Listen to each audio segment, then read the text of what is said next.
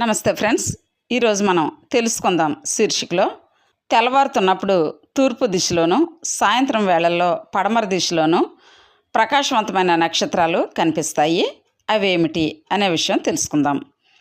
Dear friends, మన సాహితీ కళాయాత్ర pest ఛానల్ని ఇంకా ఎవరైనా మీలో సబ్స్క్రైబ్ చేసుకున్నట్లయితే మీకు మా ఛానల్ నచ్చితే తప్పనిసరిగా సబ్స్క్రైబ్ చేసుకోవాల్సిందిగా మనం చేస్తూ ఉన్నాం. అదేవిధంగా ఈరోజు వీడియో మీకు నచ్చితే లైక్ చేయండి. Please like, share and subscribe. ఈరోజు మనం తెలుసుకుందాం శీర్షికలో తెల్లవారుతున్నప్పుడు తూర్పు దిశలోను, సాయంత్రం వేళల్లో పడమర దిశలోను ప్రకాశవంతమైన నక్షత్రాలు కనిపిస్తాయి. అవి ఏమిటి అనే విషయం తెలుసుకుందాం.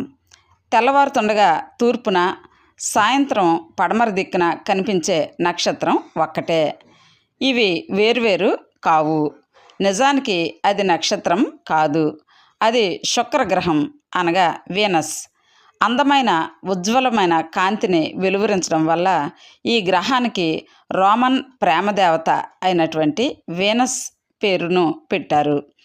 ఇంతటి వెలుగుకు కారణం ఈ నిర్జీవ గ్రహంపై ఉండే ప్రమాదకరమైన యాసిడ్ మేఘాలే.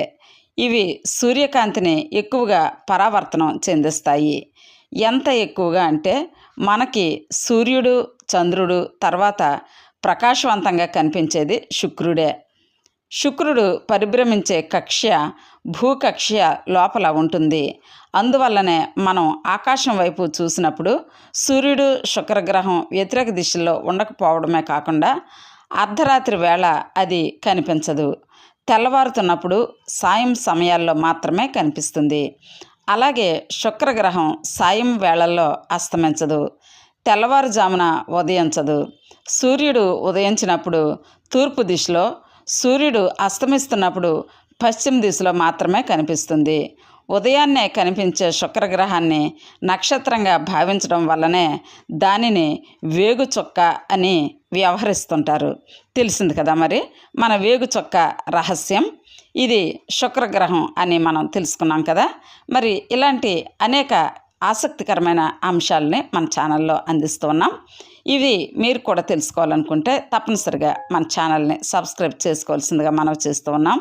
ఈ వీడియో ఈరోజు మీకు నచ్చితే తప్పనిసరిగా లైక్ చేయండి. Please like, share and subscribe. Thank you for watching. నమస్తే.